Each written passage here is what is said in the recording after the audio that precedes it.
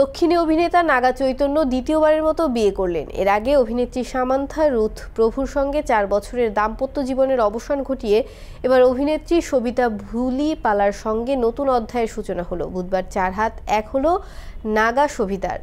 সোনালী সাজে একসঙ্গে থাকার অঙ্গীকার করলেন নবদম্পতি। এর আগে আগস্ট মাসে বাগদান পর্ব সেরেছিলেন নাগা চৈতন্য ও সবিতা ধুলিপালা।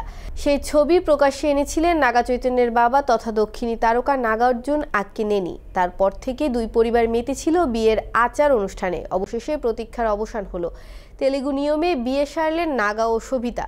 গত কয়েকদিন ধরেই চর্চায় ছিল তারকা জুটির বিয়ে নিয়ে।